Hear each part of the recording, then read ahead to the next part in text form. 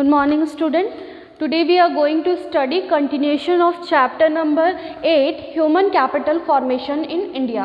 Well, हमने पिछले class में ये चैप्टर स्टार्ट किया था जिस पे हमने ह्यूमन कैपिटल के बारे में स्टडी किया था. What are the determinants or sources of human capital ये स्टडी किया था, right? Today we will be continuing with our next topic, that is role of human capital formation or human capital formation and economic development. क्या क्या चीज़ हो गया, हमने जो meaning पढ़ा था that is human capital formation. क्या होता है? कैपिटल मीन्स होगा जो हम पैसे लाते हैं स्टार्टिंग बिजनेस में, ये बताया था आप लोगों ने, ठीक है. उसको फॉर्म करना, फॉर एग्जांपल 1 लाख रुपए अगर हमने लाया है, इन्वेस्ट किया है, वो 1 लाख लाइफ टाइम तक उतना ही रहेगा क्या? वो इंक्रीज़ होगा, है ना. हम क्या करेंगे, उस पर फर्दर प्रोडक्शन होगा, प्रोसेस होगा और वो क्या होता है, इंक्रीमेंट होता है. तो कैपिटल हमारा फॉर्म होता है, दैट इज़ कैपिटल फॉर्मेशन. अब वर्ड क्या है, हमें किसके बारे में स्टडी करना है? Human capital formation, right. तो ह्यूमन कैपिटल फॉर्मेशन मीन्स हमारे नेशन के लिए एक असेट्स जो कि फॉर्म करे कैपिटल और नेशन के डेवलपमेंट को, राइट. तो बेसिकली इस टॉपिक में हमें क्या स्टडी करना है कि ह्यूमन कैपिटल फॉर्मेशन और इकोनॉमिक डेवलपमेंट क्या एक दूसरे कैसे लिंक्ड है, ठीक है. So let's start with first topic, that is change in emotional and material environment of growth. Emotional and material environment, ठीक है, इसके बारे में स्टडी करना है. इमोशनल मीन्स क्या होगा, देखिए यहाँ पर सबसे पहली चीज़ ये जानना ज़रूरी है, ह्यूमन कैपिटल के बारे में बात कर रहे हैं हम लोग. तो ह्यूमन कैपिटल मीन्स कैसे लोग रहते हैं, किन लोग को ह्यूमन कैपिटल कहा जाता है? ऐसे लोग जो कि स्किल्ड हैं, है ना, जो कि एक्सपर्ट हैं अपने फील्ड में, उनको ह्यूमन कैपिटल बोलते हैं. अगर एक पर्सन अपने फील्ड में एक्सपर्ट है, उनको नॉलेज है, उनको इन्फॉर्मेशन है, एक्सपीरियंस्ड है, राइट. अगर ये सारी चीज़ है तो इट विल ऑटोमेटिकली क्या करेगा कि वो उनको इमोशनल स्टेबिलिटी देगा. As well as environmental growth means क्या होगा, अगर फॉर एग्जांपल मैं अपनी लेती हूँ, अगर मैं टीचर हूँ, ठीक, मेरे पास थोड़ा नॉलेज है, स्किल है, तो मैं क्या कर रही हूँ, आपको पढ़ा रही हूँ, राइट. यहाँ पर क्या हो रहा है, मेरे को एक इमोशनल बैकग्राउंड जो है मेरा वो स्टेबल है. किस फॉर्म में? Emotional in term of growth oriented and attitude, ठीक है. एटीट्यूड की बात क्या होगी कि अगर हमको हमारे फील्ड में एक्सपर्टीज़ है तो हमारा जो इमोशनल फीचर्स रहेगा वो बहुत स्ट्रॉन्ग रहेगा. हम ग्रोथ ओरिएंटेड रहेंगे, मीन्स अपना डेवलपमेंट करेंगे. अपना डेवलपमेंट होगा मीन्स ऑटोमेटिकली वो क्या होगा, नेशन का डेवलपमेंट होगा, राइट.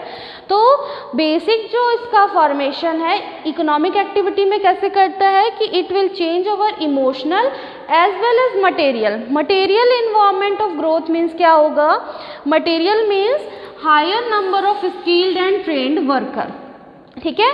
ओवरऑल ये पॉइंट को समझते हैं. इमोशनल मीन्स क्या हो जा रहा है यहाँ पर कि हम इमोशनली स्टेबल हैं, ठीक है, हमारे पास एक एटीट्यूड आ गया, हम पॉजिटिव से आपको समझा रहे हैं, आपको पढ़ा रहे हैं, ठीक, ये हमारी आ गया इमोशनल स्टेबिलिटी.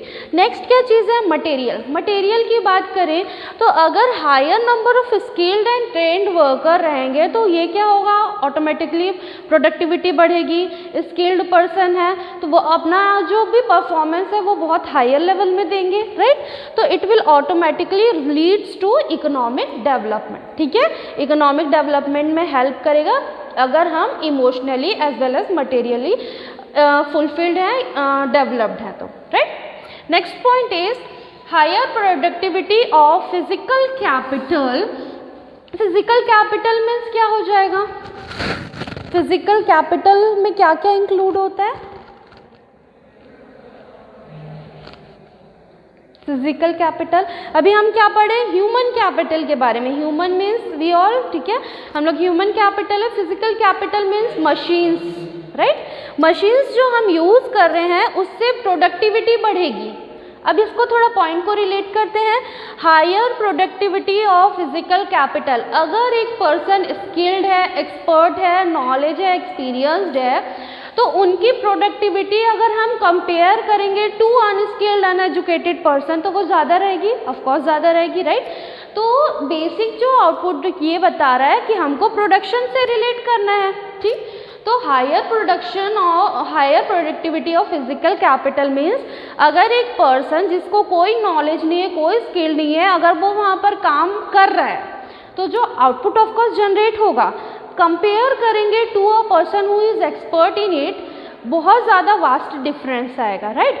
तो वो डिफरेंस है कि अगर हमको ह्यूमन कैपिटल फॉर्मेशन या ह्यूमन कैपिटल फॉर्म हो रहा है तो उसके कारण इकोनॉमिक डेवलपमेंट होगा, क्योंकि यहाँ पर जो प्रोडक्शन है वो बहुत बढ़ जाता है अगर एक एक्सपर्टीज़ वो काम करता है, ठीक है।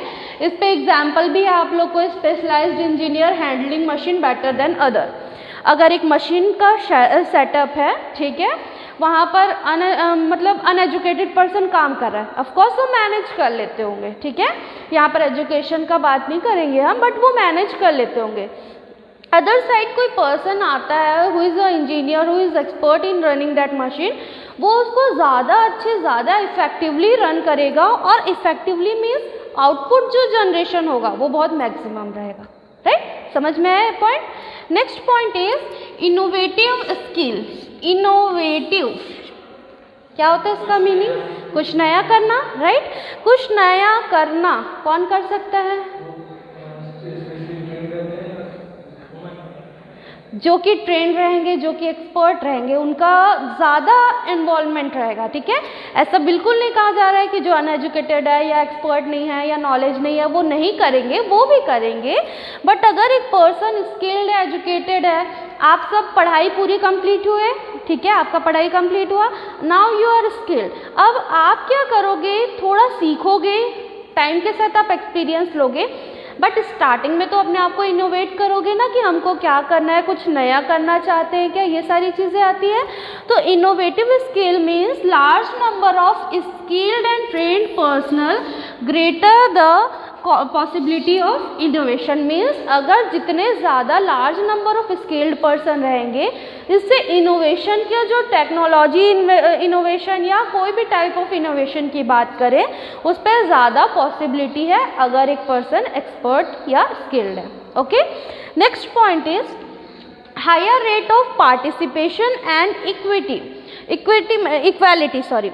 पार्टिसिपेशन मीन्स क्या होगा? पार्टिसिपेशन मीन्स अगर एक पर्सन पढ़ा लिखा है, एजुकेटेड है, देन ओनली ही will participate for human capital formation. Of course हर पर्सन काम करते हैं, उनके कैपेबिलिटी के हिसाब से, उनके एजुकेशन के हिसाब से वो काम कर रहे हैं, बट वो ह्यूमन कैपिटल कहलाएंगे क्या? नहीं। अगर एक पर्सन एक्सपर्ट है, उनके पास नॉलेज है, स्किल्ड है, तभी वो क्या कहलाएंगे? Human capital, right. तो जब पार्टिसिपेशन की बात करें इन ह्यूमन कैपिटल फॉर्मेशन, तो जो पर्सन स्किल्ड है वही पार्टिसिपेट कर पाएगा। इसके कारण क्या होगा? एक और प्रॉब्लम है जो कि अनएम्प्लॉयमेंट, वो भी दूर होगा कि अगर प्रॉपरली आप एजुकेटेड हो तो आपको एम्प्लॉयमेंट मिलेगा रिलेटिंग टू योर स्किल, ठीक है। तो पार्टिसिपेशन जो रेट है वो बहुत ज़्यादा रहेगा। एज वेल एज अगर पार्टिसिपेशन ज़्यादा है, बहुत सारे लोग आके काम कर रहे हैं, ठीक, थोड़ा इमेजिन करो, बहुत सारे लोग जो कि एक्सपर्ट है, जिनको नॉलेज है, सब चीज़ है, वो आके काम कर रहे हैं, मीन्स क्या होगा? क्या जनरेट होगा? प्रोडक्शन बहुत ज़्यादा हाई होगा, प्रोडक्टिविटी इंक्रीज होगी। प्रोडक्टिविटी इंक्रीज होगी मीन्स किस पे कंट्रीब्यूशन होगा? जीडीपी पे। जीडीपी पे कंट्रीब्यूशन होगा मीन्स वो क्या होगा? इकोनॉमिक डेवलपमेंट होगा नेशन का। समझ में आया कैसे लिंक करना है हमको पॉइंट को? तो higher rate of participation means higher the rate of GDP, right. GDP बढ़ेगा मीन्स गवर्नमेंट के पास फंड जनरेट होगा कि वो इक्वालिटी ला सके। समझ में आया पॉइंट कैसे लिंक हुआ? Higher rate of participation, higher productivity means high rate of GDP. GDP बढ़ेगा, ग्रोथ होगा नेशन का, दैट इज इकोनॉमिक डेवलपमेंट, ठीक है। इकोनॉमिक डेवलपमेंट होगा तो जो गवर्नमेंट को फंड्स मिलेगा उसी से तो वो इक्वालिटी ला पाएंगे इकोनॉमी में, राइट। तो it will leads to equality in the economy, okay. That is increase in the percentage of labour force participating in the process of production. हमको प्रोसेस, जो प्रोडक्शन प्रोसेस है उस पर पार्टिसिपेशन बढ़ता है, Okay, so here are the some points which are relating to the roles of human capital formation and economic development. First क्या है, emotional and material. Next है फिजिकल आउटपुट्स के थ्रू आपका क्या होगा, प्रोडक्टिविटी इंक्रीज होगा. Third is innovative skill and fourth one is higher rate of participation and equity. Go through this.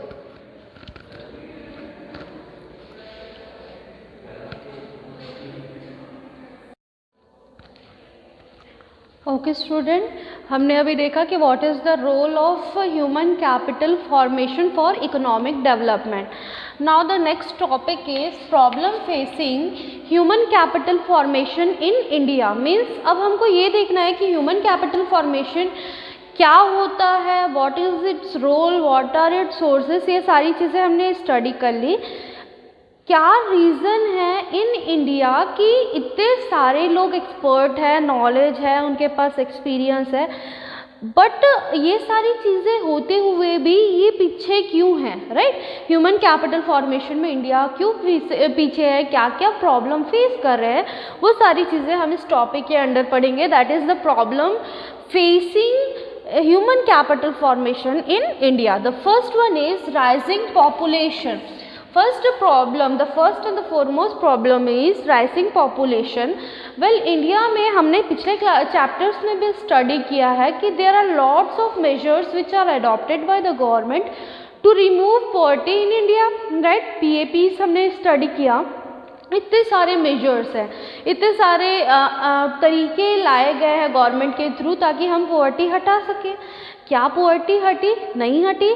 The main reason was rising population, right. तो वो reason इसलिए है कि पॉपुलेशन इतना दिन ब दिन बढ़ते जा रहा है कि हम कोई भी मेजर्स यूज़ करें उसका एक ड्रॉबैक हो जाता है कि पॉपुलेशन इतना ज़्यादा है, जिसको ज़रूरत है वहाँ तक वो पहुँच ही नहीं पाता, राइट. तो ह्यूमन कैपिटल फॉर्मेशन में भी हम जो पर हेड की बात करें कि फैसिलिटीज़ प्रोवाइड करनी है या कैपिटल फॉर्म करना है, पॉपुलेशन का साइज़ इतना बड़ा हो जाता है कि हर किसी तक हम वो पहुँचा सके ये पॉसिबल नहीं होता. reduces per head availability of existing facilities. जो भी सारी फैसिलिटी है जिसके थ्रू ऑल द सोर्सेस के थ्रू हम ह्यूमन कैपिटल फॉर्म करेंगे, वो सारे सोर्सेस को इतने लार्ज पॉपुलेशन तक पहुंचाना बहुत इम्पॉसिबल चीज़ हो जाता है करके. The availability of existing facility related to such as housing, sanitation, drainage, water system, hospital, education and power supply, ये सारी फैसिलिटी हम क्या करते हैं, पहुंचा ही नहीं सकते. ये सारे सोर्सेस अगर ह्यूमन तक नहीं पहुंचेंगे तो वो क्या होता है कि ऑटोमेटिकली, फॉर एग्जांपल हमने जब सोर्सेस पढ़ा था उसमें फर्स्ट सोर्स वॉज एजुकेशन. यहाँ पर भी एजुकेशन हर किसी को बराबर से मिले, हर कोई एजुकेटेड रहे, स्किल्ड रहे, ये पॉसिबल नहीं हो पाता क्योंकि पॉपुलेशन का साइज ही इतना वास्ट है, राइट. तो it is one of the most and important problem of India कि हम जो भी प्रॉब्लम्स आगे भी स्टडी करते हैं उसका main reason is rising population, right. तो कैपिटल फॉर्म क्यों नहीं हो पाता, क्योंकि जो मेन सोर्सेस है वो हर किसी तक पहुंच ही नहीं पाता क्यों, due to its vast size of population. Next one is brain drain.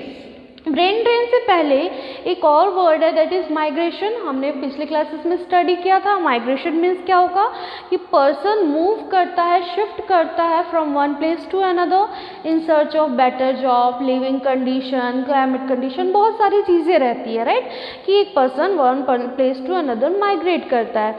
यहाँ पर हम उसी पॉइंट से that is the word migration इसी से रिलेट करेंगे. ब्रेन ड्रेन मतलब क्या होता है, यहाँ पर प्रॉपरली हम एक ऐसा सिचुएशन है कि हम क्या कर रहे हैं, यहाँ पर बर्थ लिए, ठीक है, हमने यहाँ पर स्कूलिंग की, यहाँ से ग्रेजुएशन किया, पोस्ट ग्रेजुएशन किया, हमने पूरी डिग्रीज लेते गए, राइट. एट अ पॉइंट हमने ये देखा कि now we are skilled, we are expert, we have all types of knowledge, सारी चीज़ हुई. तब हम ये रियलाइज़ करते हैं कि India is now a developing country, कि उतना हमको फैसिलिटी प्रोवाइड नहीं कर पाता जो कि एक डेवलप्ड कंट्री प्रोवाइड करता है. ये थिंकिंग आने डेवलप होने लग जाती है, ठीक है. तो ये जो थिंकिंग है कि हमारा नेशन थोड़ा कम डेवलप है तो हम अपने नेशन को छोड़ के नेक्स्ट नेशन में शिफ्ट कर दे, माइग्रेट कर दे, that comes under brain drain. कि अब हमने क्या किया, हमने एजुकेशन लिया, हमने हेल्थ फैसिलिटी ध्यान में रखी, हमने सारे सोर्सेज को यूटिलाइज किया। जब हम रेडी हुए कि हम अपने पर्टिकुलर नेशन के लिए ह्यूमन कैपिटल फॉर्म कर सके, ह्यूमन कैपिटल फॉर्मेशन कर सके, उस समय हम क्या कर रहे हैं, अपने नेशन को छोड़ के हम शिफ्ट कर देते हैं towards different nations, right. It is the migration of person to developed country. हमारा जो एक्चुअल आउटपुट टाइम था कि हम अपना आउटपुट दे पाएँ, उस समय हम क्या कर देते हैं, शिफ्ट कर देते हैं towards different countries, right. That is brain drain. Next one is deficient man power planning. Man power planning means क्या होगा कि ऐसा प्लानिंग कि हम मैन को कैसे यूटिलाइज करें to get the maximum output of it, right. For example लेते हैं, अगर एक यूनिट प्रोड्यूस करने के लिए, फॉर एग्जांपल 100 यूनिट प्रोड्यूस करने के लिए 10 पर्सन्स आर रिक्वायर्ड, ठीक है, 10 पर्सन की ज़रूरत है। अगर वहाँ पर 15 वर्कर्स काम कर रहे हैं, ठीक, इट इज़ डिफेक्टिव। अगर वहाँ पर 6 पर्सन काम कर रहे हैं, well it is another defect of man power planning. जहाँ पर जितने लोगों की रिक्वायरमेंट्स है उस वहाँ पर उतने लोग ही होने चाहिए, that is proper man power planning, right. It is defective, it is deficient in manpower planning, not enough efforts for maintaining demand supply force of labor, means जहाँ जितनी सब डिमांड है वहाँ हमको उतना ही सप्लाई करना नहीं है।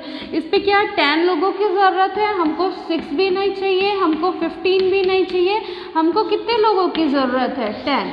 मीन्स अगर प्रॉपर मैन पावर प्लानिंग रहेगी तो हमको 10 वर्कर्स का जितना डिमांड है उतने का ही सप्लाई करना है, then it will come under a productive man power planning, okay.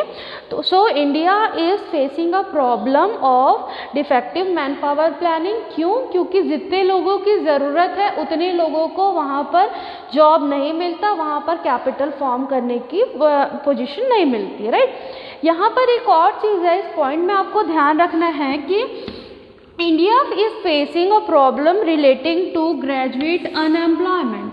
Unemployment क्या होगा, एक ऐसा सिचुएशन जहाँ पर one person is capable of doing some work and not getting a job, right. कि उसके पास सारे नॉलेज हैं, उनका एजुकेटेड है, सारी स्किल्स है, देन ऑल्सो वो क्या है कि यहाँ पर देखिए वर्ड है ग्रेजुएट। ग्रेजुएट मतलब पढ़ा लिखा है, फिर भी उसको जॉब नहीं मिल रही। इस सिचुएशन में इंडिया अभी फंसा हुआ। It is one of the most important problem, बहुत बड़ा प्रॉब्लम है कि बहुत सारे जो पॉपुलेशन है वो क्या है, ग्रेजुएट अनएम्प्लॉयड है, कि उनको एम्प्लॉयमेंट मिल ही नहीं रहा है। वो क्या है, ह्यूमन कैपिटल है, कि उनके पास पूरा एजुकेशन है, they are ready to do their jobs but not getting job. Means ये क्या हो गया, डिफेक्टिव प्लानिंग के पर्पस हो गया कि हमारा जो मैन पावर प्लानिंग है वो एक डिफेक्टिव फॉर्म में है, राइट। नेक्स्ट है insufficient on the job training in primary sector. Well हमने जब से इंडियन इकोनॉमी स्टार्ट किया है हमने ये देखा है कि primary sector means agriculture sector, right. India के मोर देन 70% लोग किस पे इन्वॉल्व हैं, प्राइमरी सेक्टर में। हमने ये देखा है कि around 70% of its total population are dependent on agriculture और in primary sector. Primary sector में आधे से ज़्यादा लोग इन्वॉल्व होने के बावजूद भी उसमें ऑन द जॉब ट्रेनिंग नहीं है। एग्जाम्पल एक बार और बोल देती हूँ, agriculture, fishing, mining, dairy farming, ये सारी चीज़ें जो है वो क्या होता है, प्राइमरी सेक्टर में इन्वॉल्व होता है। बट इसके लिए कोई भी ट्रेनिंग नहीं दी जाती, जिसके कारण इट विल मतलब जितना प्रोडक्शन होना चाहिए, जितना आउटपुट जनरेट होना चाहिए वो आउटपुट जनरेट नहीं हो पाता, and it is one of the most defective part of our Indian economy. Next is low academic standard जो स्टैंडर्ड है हमारे एकेडमिक का, हमारे एजुकेशन का, उसका जो स्टैंडर्ड वो दिन ब दिन कम होते जा रहा है। किस सेंस में कि नए नए यूनिवर्सिटीज़ लॉन्च हो रहे हैं, कुछ कुछ अलग अलग टाइप ऑफ प्रोग्राम्स आते जा रहे हैं, जिसके थ्रू क्या होना चाहिए, जो स्टैंडर्ड हमको डेवलपिंग स्टेज में डेवलप करना चाहिए वो धीरे धीरे कम होते जा रहे हैं, राइट। बहुत सारे ऐसे पार्ट्स है पार्ट्स है इंडिया में या रीजन है इंडिया में जहाँ पर एजुकेशन को उतना इम्पोर्टेंस दिया ही नहीं जाता। फर्स्ट सोर्सेस क्या है, मैन पावर प्लानिंग का या ह्यूमन कैपिटल फॉर्मेशन का first source is education.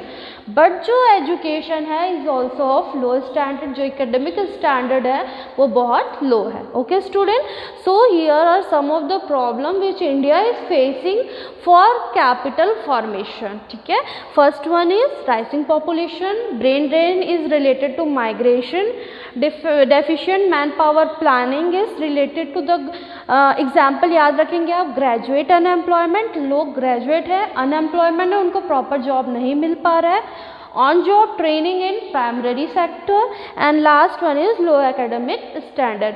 I hope आपको ये सारे पॉइंट्स क्लियर होंगे, आप इसको अच्छे से स्टडी कीजिए। If you have any doubt feel free to ask. Thank you.